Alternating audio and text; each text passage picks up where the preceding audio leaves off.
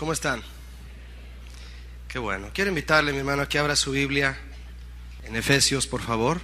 En el capítulo 5, vamos a leer, por favor, el versículo 1 y 2. ¿Todos lo tienen? Efesios 5, 1 y 2. Este día yo quiero compartir con usted un tema que se llama el Dios de gracia y que está dentro de la serie Conociendo a Dios. Efesios 5, 1 y 2. Dice así: Sed pues imitadores de Dios como hijos amados, y andad en amor como también Cristo nos amó y se entregó a sí mismo por nosotros, ofrenda y sacrificio a Dios en olor fragante. El Dios de gracia, el Dios que se entrega. Vamos a hablar de este atributo de Dios, de su gracia. Hablar de Jesucristo, de la persona de Jesús, es hablar de entrega, ¿verdad que sí? Una entrega como ninguna, que es impulsada por su amor incondicional, su entrega incondicional, que solo Él tiene.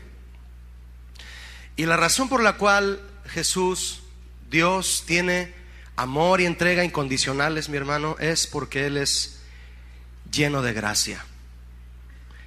Todos los atributos de Dios son perfectos, pero su gracia resalta de manera especial porque su gracia lo impulsó a entregarse, tomando el lugar del pecador y recibiendo el castigo que a éste le correspondía. En cuestiones de derecho, me pareció muy interesante una definición de lo que es gracia. Gracia es el beneficio, don y favor que hacían los soberanos sin merecimiento, particular según los casos que se reflejaban en la legislación que en ese tiempo estaba vigente. Era una concesión gratuita de un soberano sobre alguien que merecía un castigo, pero ellos otorgaban perdón por gracia del castigo. Eso es en cuestión de derecho. Me pareció interesante el hecho de que dice inmerecido. La Biblia dice que nuestro Dios es el Dios de toda gracia. ¿Lo han leído? Eso está en 1 Pedro 5:10. Nuestro Dios es el Dios de toda gracia, toda. La palabra gracia, en ese versículo como en otros del Nuevo Testamento, es la palabra charis en griego. Algunos la dicen yaris. Hay un carro por ahí, ¿verdad?, que se llama yaris. Significa gracia. Y significa como gratificante, de manera o acción. Significa también congraciarse, significa donativo, significa un favor. Y tiene una connotación este significado de gracia, de manera específica, que dice que la gracia es una actitud favorable que causa gozo al que la otorga. ¿Sabías que Dios, cuando tuvo gracia por ti y por mí, fue causa de gozo para Él? Fue causa de tristeza ver a su Hijo sufrir en la cruz, pero saber que a través de eso tú y yo íbamos a ser rescatados del pecado, eso fue causa de gozo para Él. La gracia es una actitud favorable que causa gozo al que la otorga. Hay maneras diversas en las que la gracia de Dios se manifiesta sobre el hombre.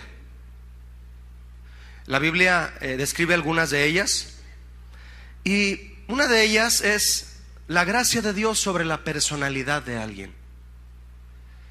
Fíjate lo que se decía de Jesús cuando era un niño. Cuando Jesús era un niño se decía lo siguiente: y el niño crecía y se fortalecía y se llenaba de sabiduría, y la gracia de Dios era sobre él. La gracia de Dios en la personalidad. Eso lo dice Lucas 2:40. Hay una manera más en la que la gracia de Dios está sobre los hombres, y es la gracia de Dios en los actos, en cómo nos comportamos. Dice un versículo en la palabra de Dios: de manera que exhortamos a Tito para que tal como comenzó antes, así mismo acabe también en vosotros esta obra de gracia. Así como estás actuando, Tito, le decía Pablo, así continúa, que la gracia de Dios esté en lo que haces. El favor de Dios esté ahí en lo que haces. Una tercera forma que la Biblia menciona, donde reposa también la gracia de Dios en el hombre, es la gracia de Dios en la manera de hablar. También se decía de Jesús, y todos daban buen testimonio de él, y estaban maravillados de las palabras de gracia que salían de su boca. Y decían, ¿no es este el hijo de José? Eso lo dice Lucas 4:22. Hay un versículo más al respecto que dice, sea vuestra palabra, esa es una exhortación para ti y para mí de parte de Dios, sea vuestra palabra siempre con gracia. Así como Dios pone el favor suyo sobre ti, que tú lo pongas en otros, aún en tu manera de expresarte. Eso significa. Sea vuestra palabra siempre con gracia, sazonada con sal, para que sepáis cómo debéis responder a cada quien, a cada uno, para que tengas la gracia y la sabiduría de Dios sobre ti y sepas hablar. Eso lo dice Colosenses 4:6. En todos estos ejemplos que le di, la palabra gracia significa lo mismo: el favor de Dios sobre el hombre, sobre la mujer. La palabra charis, la palabra griega, y es la influencia divina sobre el corazón y su reflejo en la vida. Tú puedes reflejar en la vida en cómo te comportas, cómo hablas y lo que haces, de que está en ti el favor de Dios. Porque el favor de Dios es la influencia divina sobre el corazón del hombre y su reflejo en la vida. La gracia de Dios, mis hermanos, tiene características, y de hecho déjeme decirle que la gracia de Dios es un tema que es muy profundo. Yo pienso que para estudiar este tema, hermano, usted necesitaría, si usted se pone a estudiar y se mete de lleno a estudiar la gracia de Dios, usted va a necesitar mucho tiempo. Yo quise enfocarme en las características que sobresalen de manera muy especial en la gracia, en el Dios de la gracia, y vamos a verlas. Mire, la primera característica de la gracia de Dios es que es eterna. Diga conmigo, es eterna. Eso es, la gracia de Dios es eterna. Fue ideada antes de ser empleada y fue propuesta antes de ser impartida. Vaya conmigo, por favor, si es tan amable, a Juan capítulo 1, Evangelio de Juan. Vamos al Evangelio según San Juan, capítulo 1. Vamos a leer el verso 14, por favor. Dice así, Juan 1:14, ¿lo tiene? Muy bien, dice, y aquel verbo, ¿quién es el verbo? Hay gente que nos visita por primera vez, si nunca han escuchado algunas palabras como estas de la Biblia, vamos a tratar de explicarlas, ¿verdad? Para que entendamos qué estamos viendo. Y aquel verbo, se refiere a Jesús, fue hecho ¿qué? Carne, y habitó entre nosotros, y vimos su gloria, gloria como del unigénito del Padre, lleno de ¿qué? De gracia y de verdad. Juan dio testimonio de él. ¿Cuál Juan? ¿El apóstol? El Bautista. Está escribiendo Juan el apóstol, pero está hablando de Juan el Bautista. Dice, verso 15, Juan dio testimonio de él y clamó diciendo, este es quien yo decía, de quien yo decía, el que viene después de mí es antes de mí, porque era primero que yo. Porque de su plenitud tomamos todos, y gracia sobre gracia. Pues la ley por medio de Moisés fue dada, pero la gracia y la verdad vinieron por medio de ¿quién? De Jesucristo. A Dios nadie le vio jamás, el unigénito Hijo. A Dios nadie le vio jamás. El unigénito Hijo que está en el seno del Padre, Él le ha dado a conocer. Así es como se debió haber leído, ¿verdad? En este pasaje, mis hermanos, están encerrados muchos aspectos con respecto a esta característica de que la gracia de Dios es eterna. Vamos a ver por qué. Fíjese nuevamente lo que dice el verso 17 que usted y yo acabamos de leer. El verso 17 dice: la ley por medio de Moisés fue dada, pero la gracia y la verdad vinieron por medio de Jesucristo. Mire, después de leer esto, hay quienes pudieran cuestionarse lo siguiente. Puede haber quien lo haga, La gracia vino a formar parte del carácter de Dios hasta que Jesucristo se manifestó en la tierra. ¿Cuántos creen que no? Yo también creo que no. A partir de entonces, me refiero a cuando Jesús vino, ¿es que Dios se convierte en el Dios de gracia? Diga conmigo, no. La respuesta es no, porque Él es Dios de gracia desde siempre. Desde siempre. Vamos a ver algunas razones. Por ejemplo, en tiempos de Noé, la Biblia dice en Génesis, por el capítulo 6, que a Dios le dolió. ¿Cuántos saben que a Dios le duele la maldad del hombre? Dice en Génesis 6 que a Dios le dolió la maldad del hombre a tal grado que Él dijo: raeré de sobre la faz de la tierra a los hombres que he creado, desde el hombre hasta la bestia y hasta el reptil y las aves del cielo, pues me arrepiento de haberlos hecho. La palabra arrepiento aquí no significa que Dios se equivocó, significa que a Dios le dolió en su corazón que el hombre tomara el camino equivocado. A eso se refiere. Pues me arrepiento, me duele en mi corazón de haberlos hecho, porque se desviaron. Y el verso 8 de Génesis 6 dice: pero Noé halló gracia ante los ojos de Jehová. La palabra gracia en ese verso de Génesis es la palabra favor, la palabra gen del hebreo antiguo, que significa favor. Significa también, mire lo que es doblar o inclinarse con bondad hacia un inferior. Eso es favor. La palabra gracia aquí en Génesis es conceder, es apiadarse, es ser compasivo, es dar y es favor también.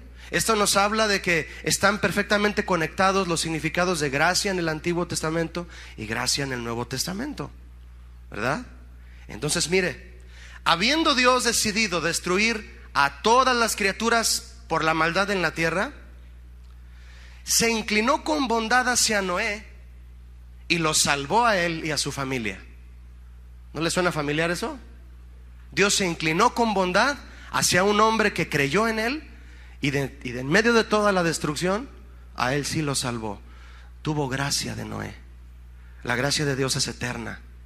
Vaya conmigo, por favor, hermano, al Salmo 32. El rey David escribió este salmo de una manera, obviamente él era un poeta, ¿verdad? Pero él escribe este tipo de cosas también porque conocía el corazón de Dios. Salmo 32, verso 1 y 2. ¿Lo tiene? Muy bien, dice así. Vamos a estar viendo muchos versículos para corroborar todo esto, obviamente en la palabra de Dios. Dice así Salmo 32, 1. Bienaventurado aquel cuya transgresión ha sido, ¿qué? Perdonada, y cubierto su pecado. Fíjese, hermano, David conocía que el requisito de Dios era un sacrificio para que él perdonara. David vivió antes que Cristo viniera, ¿sí o no? A David ni por aquí le pasaba, en una manera digamos natural, que Dios iba a manifestar su gracia a través de Jesús. Pero David, como conocía el corazón de Dios, él era un hombre conforme a su corazón. Él sabía que Dios, aunque se le ofreciera un sacrificio imperfecto, aún así él perdonaba. Y todo ese grupo de sacerdotes que estuvieron en el entorno de David, David sabía que muchos de ellos ofrecían sus sacrificios nada más por no más. Y David decía: Dios perdona de todos modos. Aunque su ley es exigente y pide un sacrificio, y el sacrificio no es perfecto delante de él, Dios derrama de su gracia. Eso quiere dar a entender David. Dice el verso 2 de Salmo 32: bienaventurado el hombre a quien Jehová, ¿qué? No culpa de iniquidad. ¿Por qué? Dice: porque en cuyo espíritu no hay engaño. ¿Sabía usted que Dios desde siempre puede ver el corazón del hombre? Y si él en el pasado pudo ver el corazón del hombre mientras le sacrificaba un animal, Dios podía decir: este hombre lo está haciendo con sinceridad, y aunque el animalito no cumple los requisitos que yo pido, trae una pata quebrada ahí. Aún así, por el corazón de esta persona, porque no tiene otro corderito, yo voy a tener gracia delante de él, porque Dios ve el corazón. David entendía eso desde antes que Cristo viniera. Por eso se expresa así en este salmo. Jesucristo, por su entrega y sufrimiento, vino a ser la máxima expresión de la gracia de Dios en la tierra. ¿Sí o no? ¿Verdad que sí? ¿Cuántos creen que sí? Cristo fue la máxima expresión de la gracia de Dios en la tierra. Pero su lugar como hijo de Dios, Jesús no lo tomó cuando Él vino a la tierra. El lugar que Jesús tomó cuando vino a la tierra fue el lugar de hijo del hombre. ¿Sí o no? Porque se hizo carne. ¿Pero por qué dice se hizo carne? Porque ya existía. Cuando vino a la tierra tomó el lugar de hijo del hombre, pero Él ya era el hijo de Dios. Jesús no era mitad hombre y mitad Dios. Era todo Dios y todo hombre. Lea de nuevo, mi hermano, por favor, Juan, de nuevo, por favor, Evangelio de Juan 1, capítulo 1. Vamos a ver nuevamente el verso 15 para reafirmar esto. Jesús es el Hijo de Dios desde siempre. Dice Juan 1:15. Juan dio testimonio de él y clamó diciendo: este es de quien yo decía. Dice Juan el Bautista: a este yo me refería cuando les decía que iba a venir alguien de parte de Dios. Es el que viene después de mí, pero él es antes de mí, porque era ¿qué? Primero que yo. Lea por favor el verso 1 y 2 de Juan 1, los primeros versos de Juan 1. Dice: en el principio era el verbo. ¿Por qué le dicen a Jesús el verbo? Porque un verbo es la acción, es la palabra hecha acción. Dios habló la palabra y el que la accionó, la puso en acción fue Jesús. Por eso es el verbo. En el principio era el verbo y el verbo era con Dios. Yo le pregunto, ¿cuál principio? El Génesis. Desde el Génesis era Cristo y Cristo era con Dios y Cristo era Dios. Este era en el principio con Dios. Eso significa, literalmente, Él ha estado desde siempre con el Padre. Cuando Dios creó al hombre, ahí en Génesis dice: hagamos al hombre a nuestra imagen, a la imagen del Padre, del Hijo y de su Espíritu. Por eso dijo: hagamos el hombre a nuestra imagen, porque ya estaban ahí. Antes de que tú y yo fuéramos ni siquiera un embrión, ya Jesucristo estaba a la diestra del Padre. ¿Cuántos creen eso? Porque si no lo creen, entonces voy a creer que es de una secta por ahí, Los hombres que anunciaron la venida de Cristo como Redentor estaban conscientes de su preexistencia y lo reconocían como tal. Tanto Juan el Bautista como Juan el Apóstol tuvieron la experiencia de mirar cara a cara al eterno Hijo de Dios, al eterno Hijo de Dios que fue hecho hombre. Jesucristo ha reinado desde siempre a la diestra de Dios, al lado del Padre, y es uno con Él, y es uno con su Espíritu. Y esa realidad de que Cristo siempre ha existido confirma que el corazón de Dios siempre ha estado lleno de gracia. Amén. Siempre. Yo no sé cómo pueden existir grupos religiosos que tienen aún la venda en los ojos, atreviéndose a negar que Cristo sea Dios. ¿Cómo tienen entonces planeado hacerse de la gracia de Dios? Yo no sé cómo. ¿Quieren la gracia de Dios sin Jesús? No sé cómo piensan hacerle, ¿verdad? Vaya conmigo, por favor, hermano, ahora a segunda a los Tesalonicenses, capítulo 1. Segunda carta de a los Tesalonicenses, capítulo 1, versículo 12. Estamos confirmando que la gracia de Dios es eterna. Dice así, repito, segunda Tesalonicenses 1:12. Para que el nombre de nuestro Señor Jesucristo sea glorificado en vosotros y vosotros en Él, por la gracia de nuestro Dios y de ¿quién más? Y del Señor Jesucristo. ¿Por qué los menciona a los dos? Porque ambos, Padre e Hijo, a través de los dos, la gracia es enviada hacia el hombre. La gracia viene tanto del Padre como del Hijo. Y además esto que usted y yo estamos leyendo constituye la divinidad de Cristo. Es un testimonio de que Cristo es Dios también. Segunda de Timoteo, por favor, mi hermano, 1:9. A través de la Biblia es como nos enriquecemos, ¿verdad? En los temas que surgen del carácter de Dios. Segunda de Timoteo 1:9.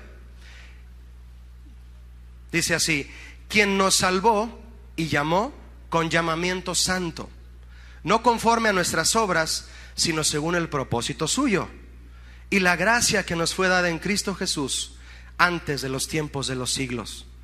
El plan en el corazón del Padre, mi hermano, de enviar a su Hijo a morir en la cruz por ti y por mí, fue desde antes que el mundo fuera o que el mundo existiera. Dice aquí: y la gracia que nos fue dada en Cristo Jesús fue antes de los tiempos de los siglos. ¿Qué significa siglos aquí? Es la palabra griega que significa universo. Antes que el universo existiera, el Padre ya había pensado en derramar su gracia a través de Jesús. Eso comprueba que Cristo ya existía, ya tenían el plan ellos. Una versión en inglés traducida al español dice claramente: antes que el mundo comenzara. La gracia de Cristo derramada a nosotros desde antes que el mundo comenzara. Como diría un mexicano, desde endenantes, ¿verdad? La segunda característica de la gracia de Dios es que es gratuita. Vaya conmigo a Efesios 2, hermano, ahora, por favor. Efesios 2:8. La gracia de Dios es gratuita.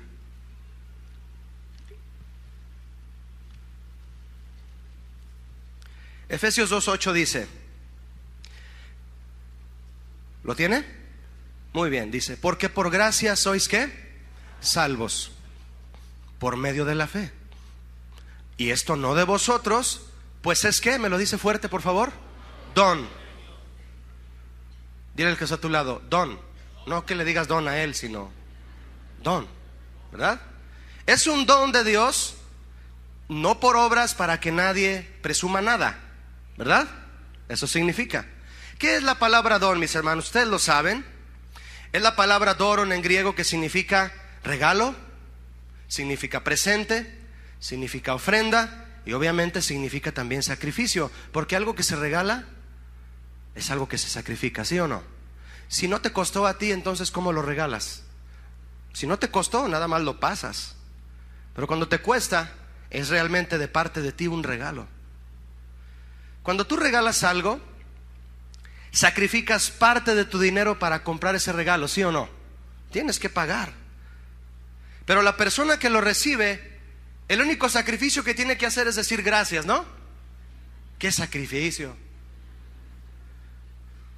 Pero va a decir gracias si es que valora que ese regalo tuvo un costo. Porque si no lo valora, ¿cómo va a decir gracias? Imagina el agradecimiento que debemos expresar a aquel que no pensó en darnos un pequeño obsequio. Te traje un pequeño obsequio. No, Él dio a su Hijo porque amó de tal manera al mundo que ¿qué? Que dio, ¿verdad? Para que todo aquel que cree en su Hijo no se pierda, mas tenga vida eterna. Ese es el regalo de Dios. ¿Cómo ves? Imagínate de qué tamaño deben ser nuestras expresiones de gratitud a aquel que nos dio un regalo de ese tamaño. Imagínalo. Decir que la gracia es gratuita suena redundante. No le voy a decir, válgame la redundancia. No se lo voy a decir, porque decir que la gracia es gratuita suena redundante, pero en el fondo no lo es. Vamos a ver por qué. Le voy a decir por qué, mire. Porque debido a que hasta esta fecha y en nuestra época, mucha gente sigue engañada creyendo que los méritos humanos tienen que ver con su obtención. ¿Sí me expliqué? Mucha gente en la actualidad sigue engañada creyendo que los méritos humanos tienen que ver con la obtención de la gracia. Por eso tenemos que reafirmar una y otra vez que la gracia es gratuita. Hay millones de personas ingenuas e ignorantes, lo digo sin ofender, ignorantes de las verdades bíblicas, que persiguen la gracia de Dios con sus obras por delante.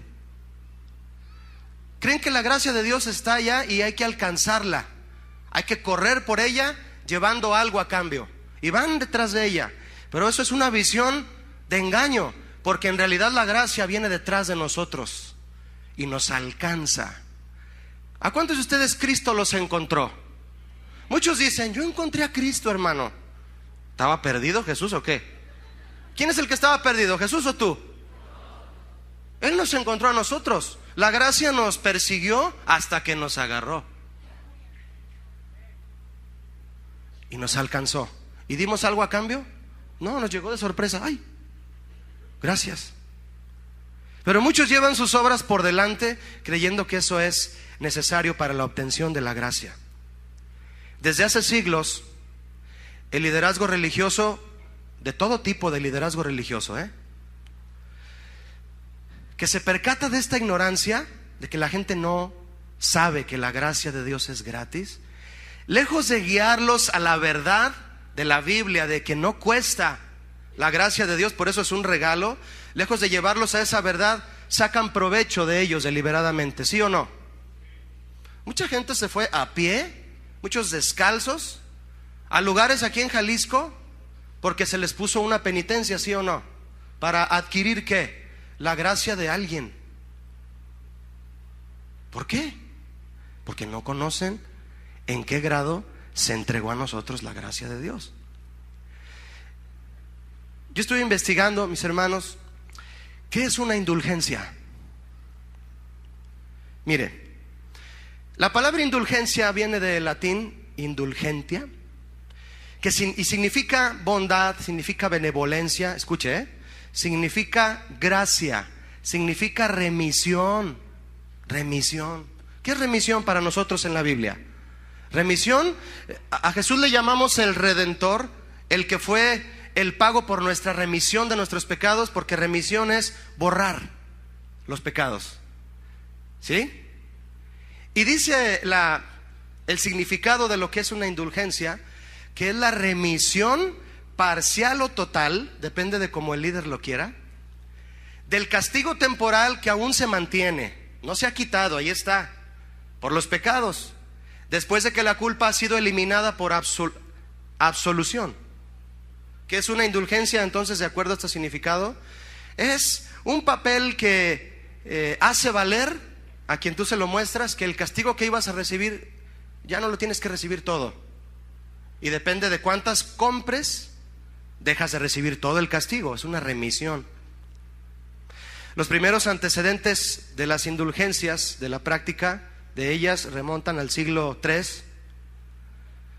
y en aquella época cualquier persona podía comprar una indulgencia, podía comprar la remisión de su castigo. Fíjese nada más. Podían comprar una indulgencia ya sea para sí mismos o para sus parientes muertos que permanecían en el purgatorio.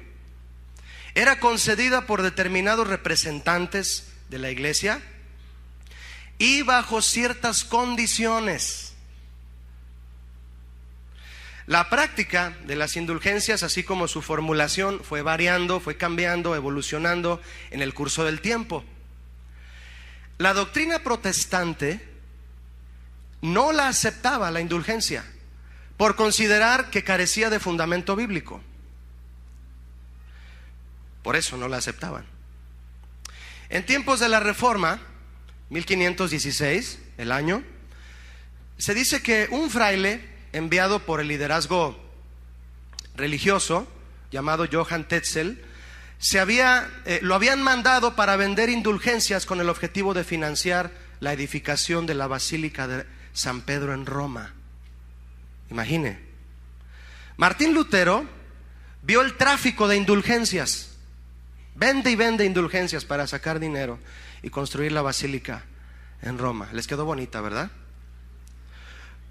Y vio el tráfico de indulgencias Martín Lutero como un abuso que podría confundir a la gente, de despegar sus ojos de la gente del verdadero arrepentimiento y confesión de pecados.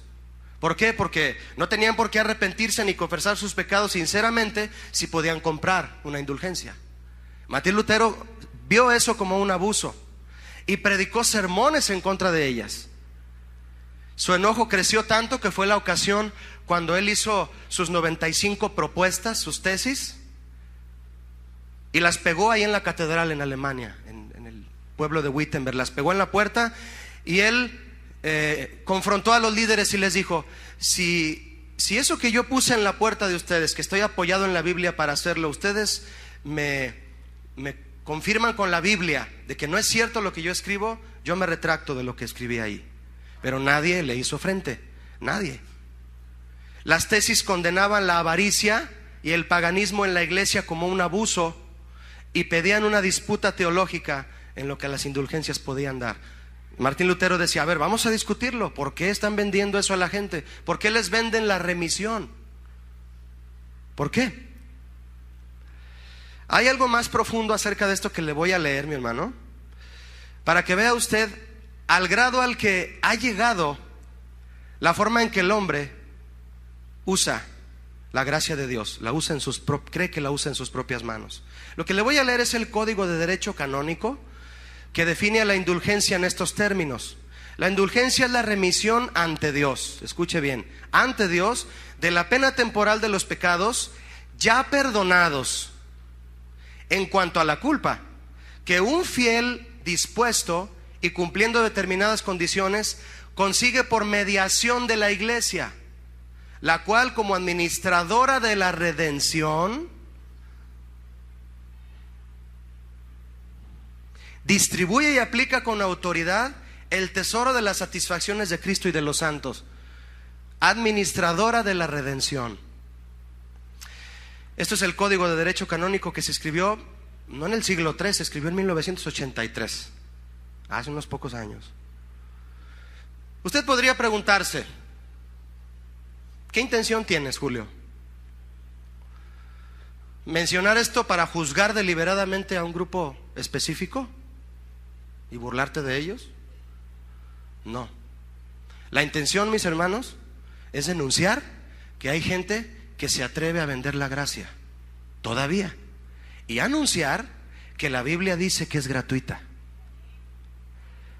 Vaya conmigo a Miqueas 3, por favor. Con esto yo le voy a confirmar que mi intención no es juzgar a alguien específicamente.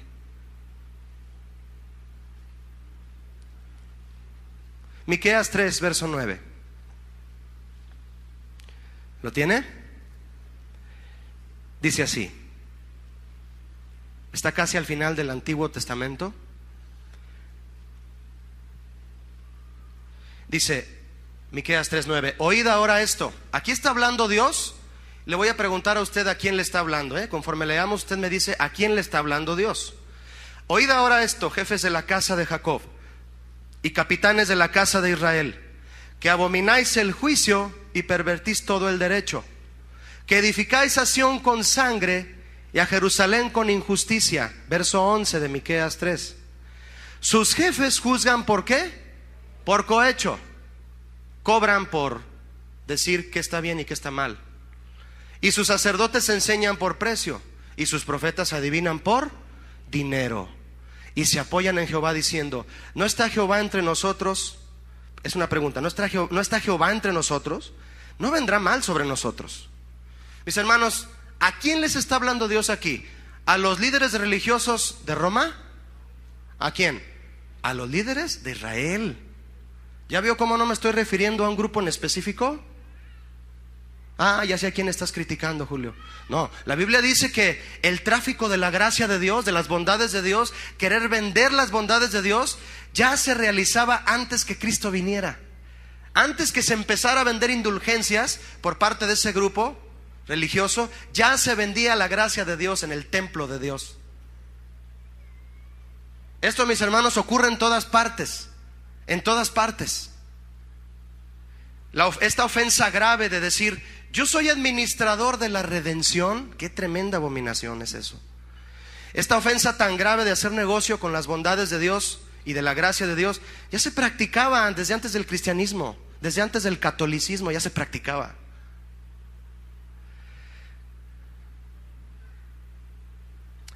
Mucha gente hoy enciende su televisión, ¿verdad? ¿Cuántos tienen televisión? Gloria a Dios. Mucha gente hoy enciende su televisión buscas un canal cristiano, te enlazas, sale un profeta y hay gente que espera el momento viendo la tele cuando salga el profeta a ofrecer ¿qué? Indulgencias. Manda tus $20, hermano, y nosotros vamos a orar para que tú recibas tu milagro de Dios. O sea que ellos administran los milagros de Dios. ¿Se fija cómo son administradores de la redención? Ellos le van a decir a Dios: Señor, este ya dio sus $20, pásale su milagro para que siga dando. Y Dios arriba: ¿quién más dio para que sigan cooperando aquí, para construir su basílica?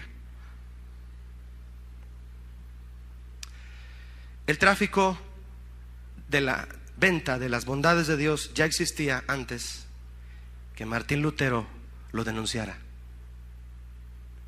¿Por qué, mis hermanos? Porque siempre ha habido gente que no está convencida de que la gracia de Dios es ¿qué? Gratis. ¿Ya vio por qué no suena redundante? Porque en lo profundo no lo es. Hebreos 4:16 dice: acerquémonos pues, ¿cómo? Confiadamente al trono de la gracia, para alcanzar misericordia y hallar gracia para el oportuno socorro. ¿Quién se puede acercar al trono de gracia? Tú y yo. Di conmigo: yo. Es gratis. Puedes llegar a tu casa si estás acongojado por una situación, y si no lo estás también puedes acercarte y decirle: Señor, yo quiero estar sentado a tus pies, yo quiero recibir de tu gracia, de tu favor, que es lo que realmente me satisface. Y dice la Biblia que podemos acercarnos confiadamente, no con miedo, a ver si me dan una indulgencia, a ver si me la firman. Qué engaño, qué abominación. Aún en Israel, llegar con un sacerdote en el tabernáculo y decirle: oye, ¿me puedes profetizar? Sí, dame 3 gallinas y 2 puerquitos y te profetizo lo que quieras. Traficar las bondades de Dios. La palabra gratuito es muy común para nosotros.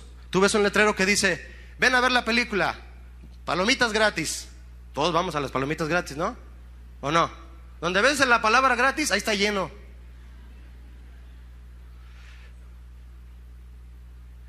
Le voy a decir al pastor Olivares: estaría bueno poner afuera un letrero, ¿verdad? Gracia de Dios gratis. No, pues se llena aquí. La gente va a decir: gratis, pues vamos, pues es gratis. Fíjese, la palabra gratis es muy común en nuestro lenguaje, pero lo que es interesante es que la raíz de la palabra gratuito viene de la misma raíz que la palabra gracia. Por eso tú podías decir: es una redundancia eso, Julio, la gracia es gratis. En el fondo ya ve usted que no. Cuando se dice que una cosa es gratuita, quiere decir que el que la recibe no tiene derecho alguno sobre ella, que no se le adeudaba. No la debes. Te dan tus palomitas gratis y no tienes que sacar las monedas para pagarla, ¿verdad? No se te adeuda eso que se te está dando porque es gratis. Le llega como simple caridad, y al principio ni la pidió ni la deseó. Por ejemplo, tú haces una fiesta cada año para celebrar tu cumpleaños. Les encanta, ¿a poco no? A muchos les gusta hacer fiestas de cumpleaños porque les llevan regalos.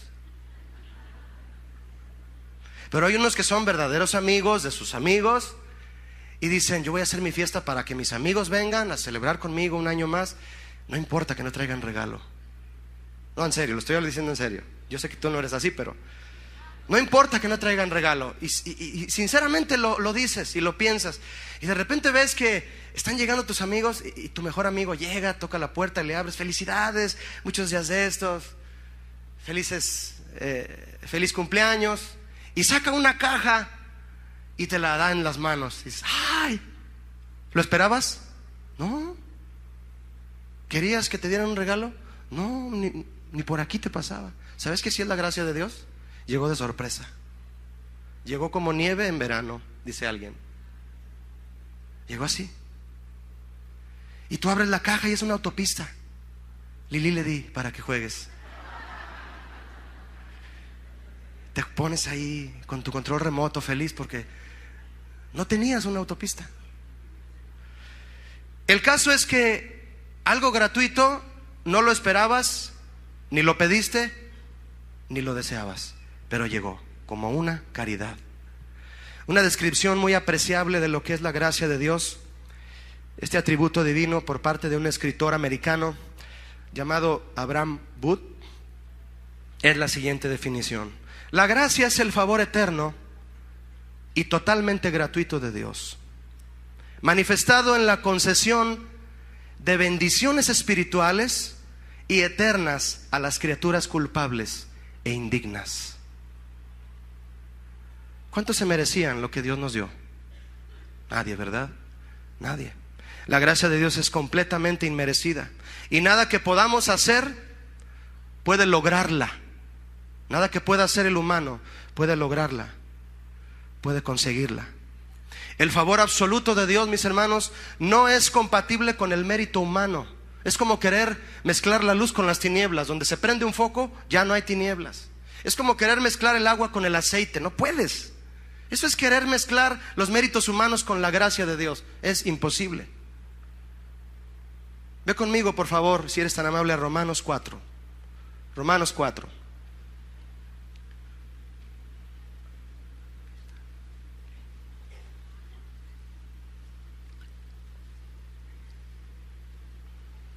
Versículo 1 de Romanos 4. ¿Lo tiene? Dice así: ¿qué pues diremos que halló Abraham, nuestro padre según la carne? Porque si Abraham fue justificado por las obras, tiene de qué gloriarse, pero no para con Dios.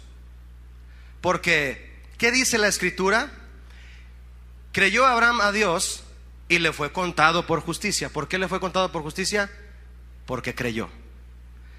Pero al que obra, no se le cuenta como salario. El salario, discúlpeme, como gracia.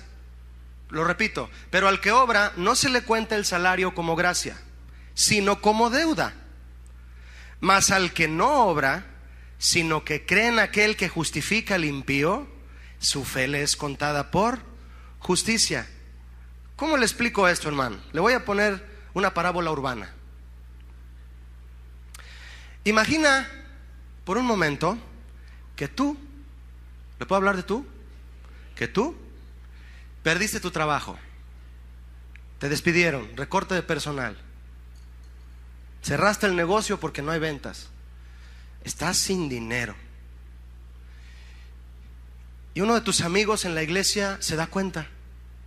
Tú estás en la iglesia esperando de Dios una respuesta, estás ahí, no tienes con qué comprar víveres para tu familia, y llega tu amigo y te dice: oye, ven a mi casa, te invito a comer, quiero platicar contigo. Tú aceptas, le dices: muy bien, acepto, y vas a comer. Y estás ahí en la mesa, comiendo con tu amigo, platicando tu problema, cómo es que te despidieron, y estás ahí, y él te escucha. Y de repente ves que al terminar de comer, él saca de su saco un cheque, y extiende la mano hacia ti y te dice: te quiero hacer un regalo. Aquí hay dinero para que tú compres víveres para ti y para tu familia durante un tiempo. Te quiero regalar, te lo quiero regalar. Él extiende la mano, y tú, cuando él extiende la mano, ves el cheque y ves la cantidad, te haces para atrás de la mesa, te paras y te vas corriendo a la cochera de su casa y te pones a lavar el carro. Te pones a lavar el carro, pero se lo dejas ahí, lavas ahí, y luego ya, ¿qué más? Y luego te vas al jardín, agarras las tijeras y te pones a podar el pasto. Te pones a podar y sude ahí, pero grueso, sudando ahí, y limpias el jardín y lo dejas así, ¿no? Y ni jardinero eras. Y luego ya, de ahí, ¿qué hago? Te vas a la cocina a limpiar los platos, barres y trapeas, sacudes, pintas la casa. No, tampoco, ¿verdad? Todo eso. Y luego, ya que terminas cansado, llegas con tu amigo y le dices: ahora sí, gracias por el regalo. ¿Sabes qué te va a decir él? Te va a decir: no, ya no es un regalo, ahora es un pago que te debo por todo lo que hiciste, que yo no te pedí que hicieras. Por cierto, hiciste tantas cosas que déjame hacerte otro cheque más grande porque te voy a salir debiendo. Lo que tú hiciste fue evitar que ese cheque fuera un regalo.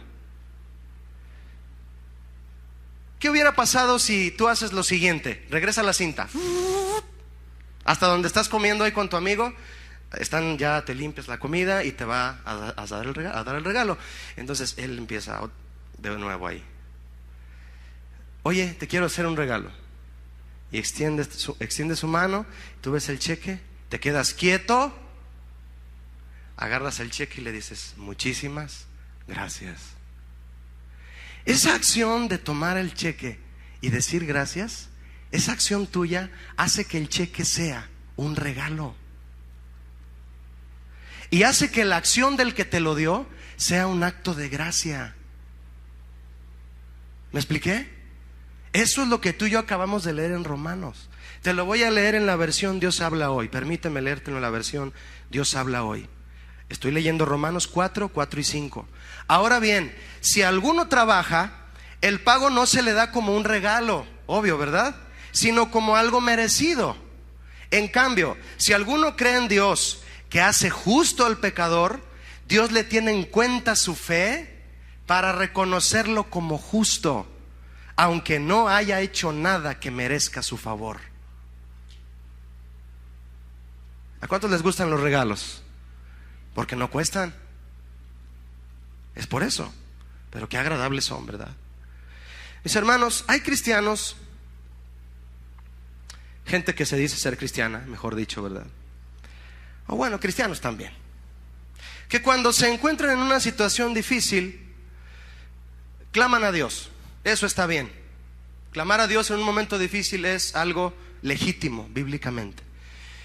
Y hay gente que, acongojados por una situación, claman a Dios: Señor, ayúdame, ayúdame, ayúdame. Y Dios desciende y te ayuda.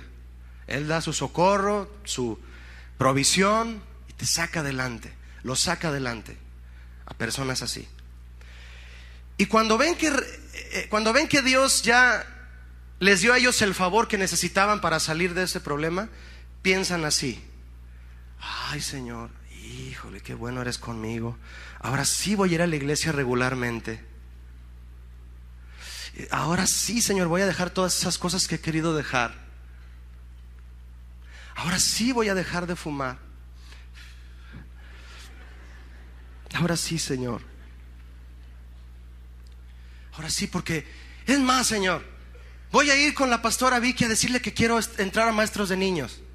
Voy a ir con Chuy García a que me haga una audición para entrar al coro. ¿Por qué? Porque quiero servirte, Señor, porque tú me has dado tanto.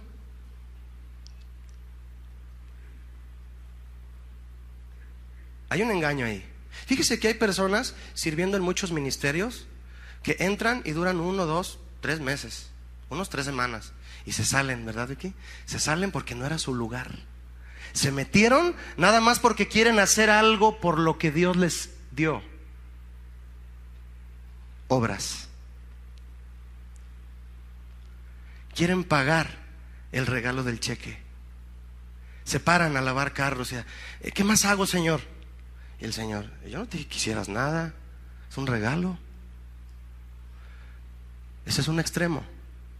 El cristiano desbalanceado siempre se va a los extremos. Por eso mismo es desbalanceado. Ese es un extremo. Hacer algo por Dios que inconscientemente los hace sentir que están pagándole a Dios lo que les dio. Eso sucede, hermano. Y es igual de ofensivo para Dios que aquel que de manera ingenua se pone algo en la espalda y se va de rodillas hasta sabe dónde. Es igual de ingenuo, pero hay que comprobar si es bíblico hacer eso para pagarle a Dios. Y pagarle a Dios cuando saben que es imposible. Mis hermanos, si le pagáramos a Dios, esa sí fuera la deuda eterna. No externa, eterna. Si tú piensas así, es porque no entiendes que la gracia de Dios es gratis. Y de manera inconsciente las cosas que haces para Dios te hacen sentir que le estás pagando sus favores, inclusive la salvación. Hoy en día, aún entre cristianos, por ser Semana Santa, No, por ser Semana Santa. ¿Cuándo saben que la Semana Santa, todas las semanas del año deben ser Semana Santa para nosotros? Todas. Porque vivimos en santidad, ¿verdad? Muchos que se andan destrampando ahorita en su pecado, en la carne, porque no han nacido de nuevo, van a querer regresar a la iglesia un día y a retomar la gracia de Dios. ¿Por qué? Porque ese es el otro extremo. Dice la Biblia en la versión Biblia al día: y si es por gracia, ya no es por obras, porque en tal caso la gracia no sería gracia. Romanos 11:6 en versión Biblia al día. Ya no es por obras, porque en tal caso, si así fuera, ya no sería gracia, ya no sería regalo. El lugar que ocupan las obras en el tema de la gracia debe ser bien entendido por el cristiano, porque de lo contrario se correrá el riesgo de caer en los extremos, de los cuales uno, tú y yo ya estuvimos hablando ahorita, que es el de querer pagar con obras la gracia de Dios, querer pagar con lo que haces. Hay gente que se siente tan mal cuando no vienen a la iglesia, se les poncha la llanta y ay, no, Dios me va a castigar. No te va a castigar. Ahí haz tu servicio, ahí donde se te ponchó la llanta, ahí alaba a Dios, predícales a tus hijos, recoge la ofrenda para que les des domingo. La gracia de Dios está en todos lados. Pero ¿qué lugar ocupan las obras? Tenemos que mencionarlo, porque muchos viven desbalanceados, como yo le decía, al respecto. El otro extremo consiste en creer que en el marco de la gracia las obras ya no son necesarias. Ah, ya entendí, Julio, ya entendí. O sea, me puedo salir del ministerio, puedo hacer cosas que me gustan de vez en cuando. La gracia de Dios va a estar ahí, ¿verdad? Espérame, no. Como dice la Biblia, espérense. Del hebreo, tengan paciencia, ¿verdad? No, ese es el otro extremo, creer que las obras ya no sirven para nada. Otro extremo, ahora te desbalanceaste, pero para el otro lado. Vaya conmigo nuevamente, hermano, a Efesios 2, es el versículo que leímos, pero vamos a leer el contexto. Efesios 2, por favor.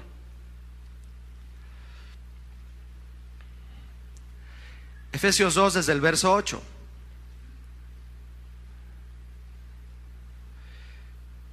Dice así, nuevamente lo leemos para continuar lo que sigue. Porque por gracia sois salvos por medio de la fe, y esto no de vosotros, pues es don de Dios, no por obras. ¿Para qué? Para que nadie se gloríe. De manera gratuita Dios nos da la salvación, y lo único que necesitamos para poder recibirla es, ¿no lo leyó? Fe. ¿Puede decir fuerte fe? Fe. Es lo único que necesitamos para recibir la gracia de Dios. Pero la fe no es el pago por la gracia de Dios. ¿Está de acuerdo conmigo? El hecho de que tú tengas fe en Dios, no le estás pagando con tu fe por la gracia. La fe, dice aquí, es el medio por el cual se recibe. No es un pago, es el medio. Mire cómo yo lo pude entender esto. Yo tengo o conozco personas, mejor dicho, que se dedican a la agricultura, a la siembra y cosecha de maíz. Ellos son una familia. Y cuando cuando a alguno de ellos la cosecha no le fue tan abundante como al otro, que le faltó maíz va con su hermano y le dice: oye, me faltó para alimentar al ganado, para los víveres de la casa también, porque el maíz es muy utilizado en la alimentación en los pueblos, ¿verdad? Me faltó maíz, ¿me puedes pasar unas 2 o 3 toneladas? Claro que sí, cada uno tiene su granero, ¿verdad? Su bodega de maíz. Algunos de ellos acostumbran tener unas ventanas en las puertas de arriba del granero, porque como son unas montañas de maíz o de otro tipo de granos, lo que hacen es esto: el que pidió el maíz llega con su camión y se estaciona abajo del granero, poniendo su camión hacia la ventana del granero. Abren la ventana o la compuerta y ponen del camión hacia la compuerta un canal como de metal muy pulido, muy resbaladizo. ¿Y qué hacen con eso? Estacionan el camión, ponen el canal metálico y desde arriba empieza a dar palazos de maíz hacia el canal. Por la gravedad el maíz va cayendo al camión, ¿verdad? Y lo llena rápido se llena, ¿no? el maíz fue gratis. Imagina que su hermano le hubiera dicho: oye, te lo voy a cobrar, págame a 2 pesos el kilo. El otro dice: está bien, te lo pago. Al final hacen cuentas, le paga el maíz. Pero dígame una cosa, ¿qué tiene que ver el pago del maíz con el canal por donde pasó el maíz? ¿Qué tiene que ver? Nada. Eso es la relación que tienen las obras con la fe. ¿Cuál fue el pago por el maíz? El dinero, el sacrificio de este hombre para comprar su maíz. Pero ¿cuál fue el artefacto por donde pasó el maíz? El canal metálico. Por eso su hermano le dijo: no se te olvide el canal. Tú puedes llegar con Dios. ¿A cuántos les gusta el maíz? Puedes hacer palomitas. Si tú puedes llegar con Dios a su bodega y decirle: Señor, necesito abastecerme de maíz. Tú llegas y Él te va a decir: muy bien, déjame abrir la puerta. Las puertas de los cielos, ¿verdad? Las ventanas de los cielos. Déjame abrirle, acomoda tu camión, porque algunos necesitan llenarse mucho. Acomodas tu camión y Dios te dice: ¿y dónde está el canal para poderte abastecer de maíz? Ah, sí, ahorita lo traigo. Lo pones y Dios empieza a vaciar maíz a tu corazón, a vaciar su gracia. Tú y yo acabamos de leer en Efesios 2:8 que somos salvos por, di conmigo, medio. La palabra medio del griego, ¿sabes lo que significa? La palabra medio aquí significa dia y significa el canal de un acto. Significa el medio a través del cual, significa conducto. El conducto, ese canal solamente se usó para que a través de él pasara el maíz. Y mientras más grande, imagínate si pones un popote, pues grano por grano, ¿verdad? Pero si es un canal grande, desciende mucho y rápido. Sin ese canal es imposible que se vacíe el material al camión. ¿Sabes que eso es la fe? Es el medio por el cual desciende la gracia de Dios a tu vida. Lee conmigo ahora el verso 10 de Efesios 2. Estamos hablando que no tiene nada que ver el pago con el medio. Dice Efesios 2, versículo 10: porque somos hechura suya, creados en Cristo Jesús para buenas obras, las cuales Dios preparó de antemano para que anduviésemos en ellas. ¿Cuándo preparó Dios las buenas obras para que anduviésemos en ellas? Desde antes que derramara su gracia. Desde antes. ¿Qué lugar entonces ocupan las obras en el hombre en cuanto a la gracia de Dios? Mientras la fe es el medio, las buenas obras son el fruto que produce en nosotros la gracia de Dios. ¿Están notando la diferencia conmigo? ¿Sí me explico? Mientras recibimos por medio de la fe la gracia de Dios, las obras son el fruto, no son un pago por la gracia de Dios. Es un fruto que produce el hecho de que tú estás siendo transformado. Son frutos que producen en ti los cambios que Dios está haciendo. Y un cambio que Dios está haciendo en ti es que de ser una persona egoísta, ahora eres una persona que da. El primer versículo que leímos tú y yo cuando empezamos es: sed imitadores de Dios. ¿Sed imitadores en qué? En que como Él es un Dios de gracia que solamente da y da y da sin esperar recibir, Jesucristo dijo: más bienaventurado es dar que recibir. Por eso Dios nos invita a que seamos imitadores de Él. Por eso quiere que hagamos buenas obras. Las buenas obras son para que tú hagas acciones que manifiestan que tú eres una persona que da de gracia lo que recibes de gracia. Lo que haces para otros no es el pago a Dios por su gracia. ¿Me expliqué, hermanos? No es. Pablo les dijo a los corintios: Dios puede darles a ustedes con abundancia toda clase de bendiciones para que tengan siempre lo necesario y además les sobre para ayudar en toda clase de buenas obras. ¿Por qué? Porque Dios quiere que seamos hombres y mujeres que dan de gracia lo que recibimos de Él de gracia. Pablo dijo en esta misma ocasión que habló con los corintios, les dijo: Él aumentará los frutos de vuestra justicia. Las obras son frutos que Dios produce en nosotros cuando nos ha sido revelada su gracia y nos ha transformado. ¿Están de acuerdo, mis hermanos?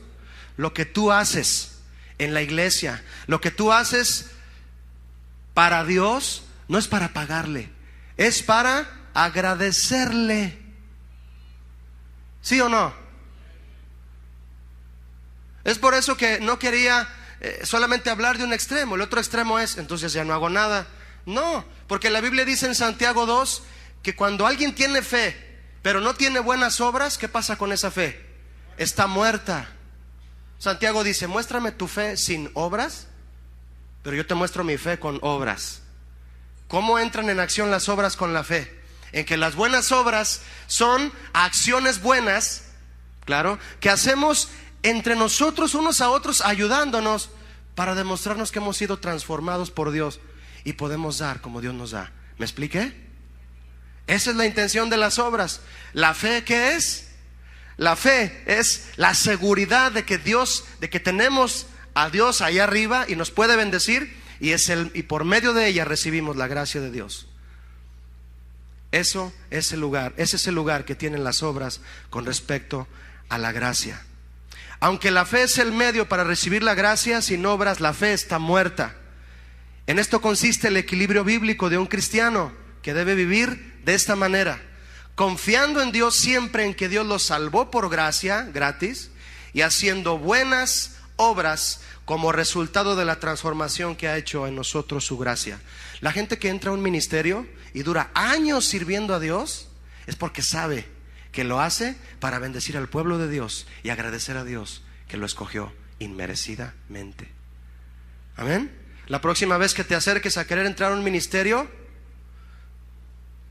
piensa en tus motivaciones. No te vayas a ir al otro extremo tampoco. No, ya no voy. Ya no quiero servir en ningún lado, Julio, porque ya entendí y no voy a hacer nada. No, no has entendido. Hay que servir, pero para tener una actitud agradecida con Dios. ¿Cuál es la postura que Dios espera de nosotros a partir de que aceptamos ese regalo de la salvación? Número 1, responsabilidad. Vivir en la gracia nos hace privilegiados, ¿sí o no, mi hermano? ¿Cuántos son aquí privilegiados? Yo te pregunto algo, ¿valoras ese privilegio? Bueno, dices que sí. El que valora un privilegio toma una actitud responsable ante ese privilegio y vive honrando al que le dio un galardón sin merecerlo. Sin merecerlo.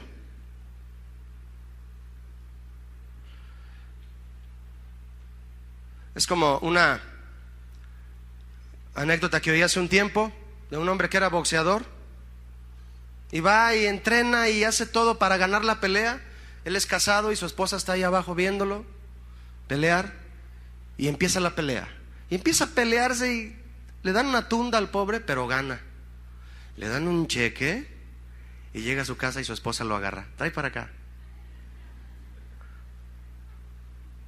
¿Quién peleó? Él, pero ella se ganó el cheque. Él fue vencedor en la pelea, pero ella fue más que vencedora.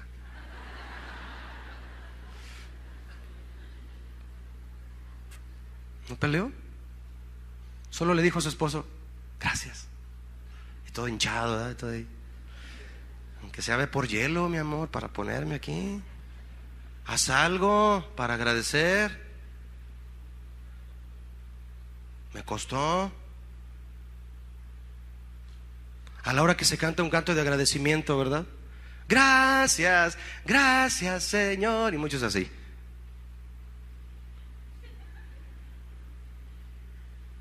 No sabes que la gracia de Dios es inmerecida, gratuita, y lo que es capaz de darte, la salvación por Cristo. Y como no das gracias, ve conmigo a Romanos 6:1, por favor. Estamos terminando. Romanos 6:1. Dice así: ¿qué pues diremos? ¿Perseveraremos en el pecado para que la gracia abunde? ¿Está bien eso? Claro que no, ¿verdad? En ninguna manera, dice Pablo, porque los que hemos muerto al pecado, ¿cómo viviremos aún en él? ¿O no sabéis que todos los que hemos sido bautizados en Cristo Jesús hemos sido bautizados en su muerte?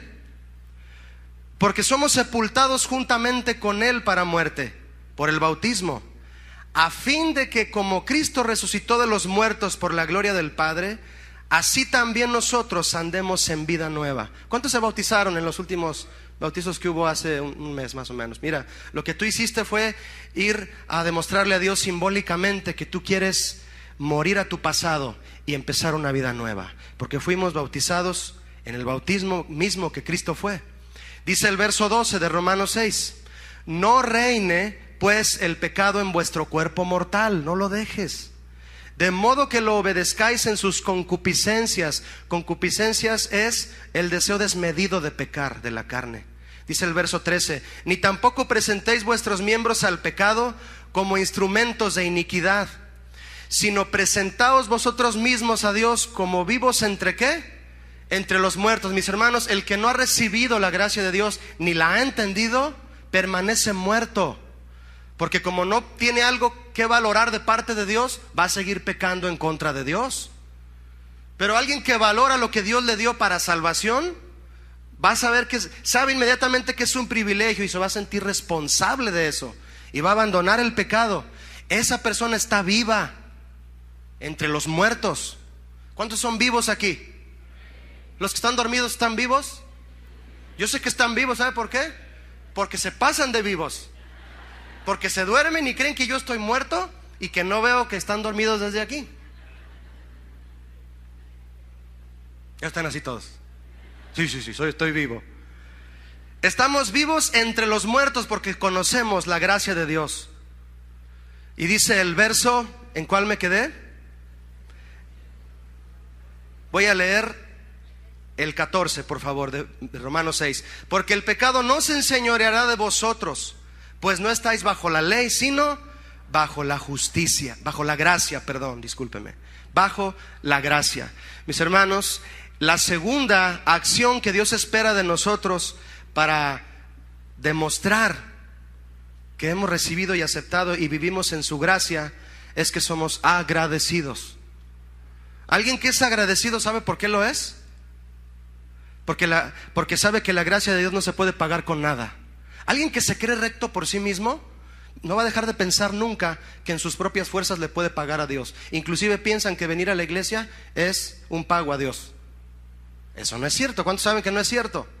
El agradecimiento es la muestra que le damos a Dios, reconociéndolo a Él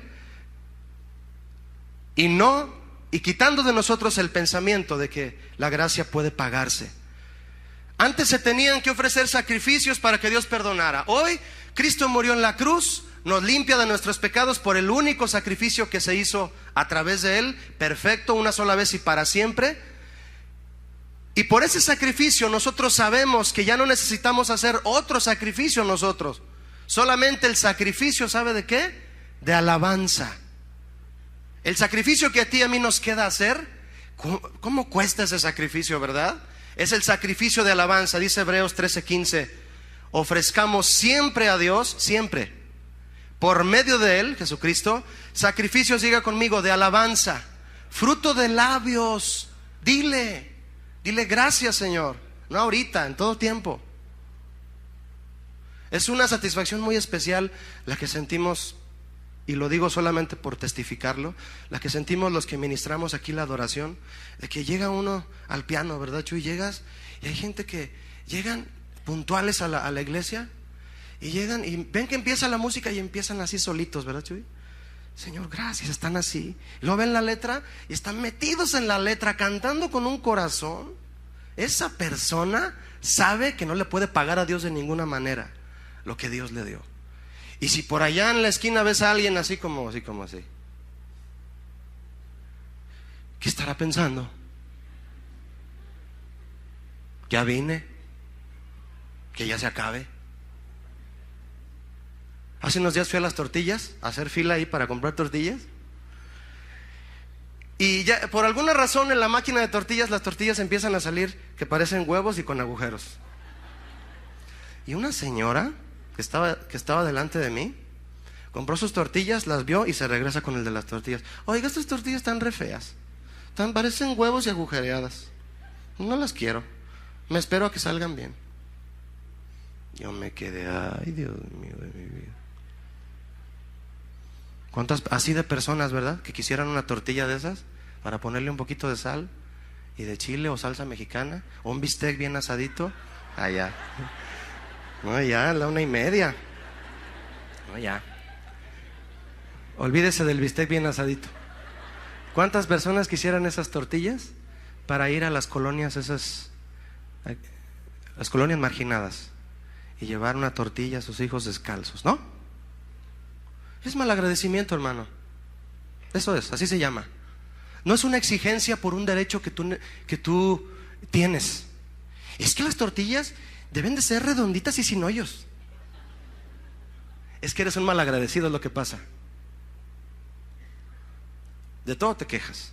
En vez de darle a Dios alabanza, le das quejabanza, ¿verdad? A Dios se le ofrece un sacrificio de alabanza. ¿Sabes qué significa la palabra alabanza en este versículo? Búscalo en tu concordancia, lo vas a comprobar. Es una palabra que se dice aínesis y significa ofrenda de gratitud.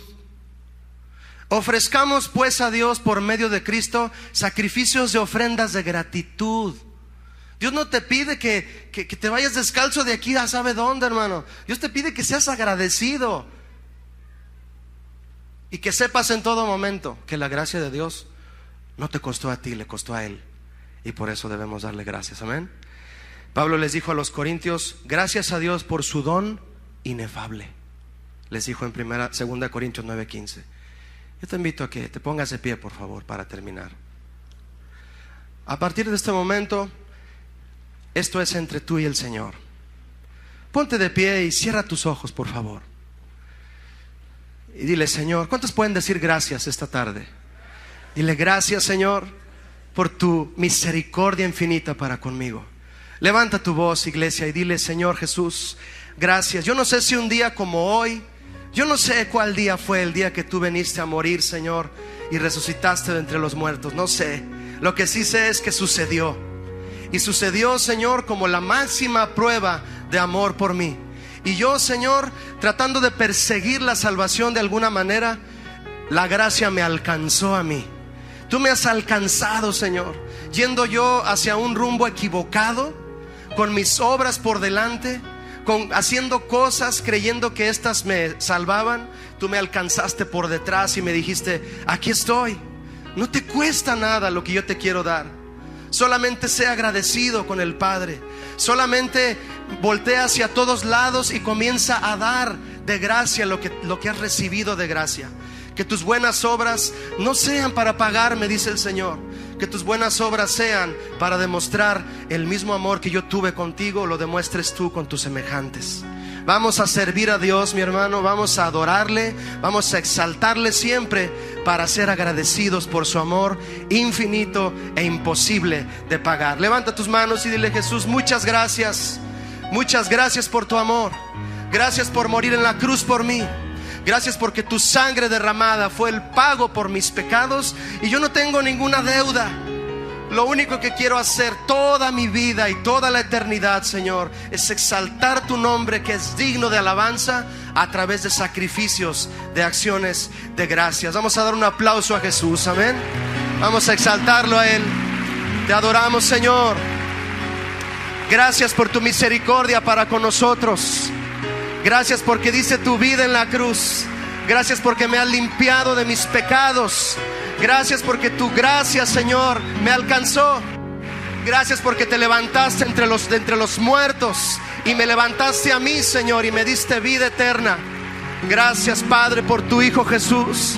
Gracias, Espíritu Santo, por guiarme en tu palabra a la verdad que me hace libre, Señor. Te ofrezco mi vida. Te ofrezco mi vida, Señor, como una ofrenda de acción de gracias. Amén.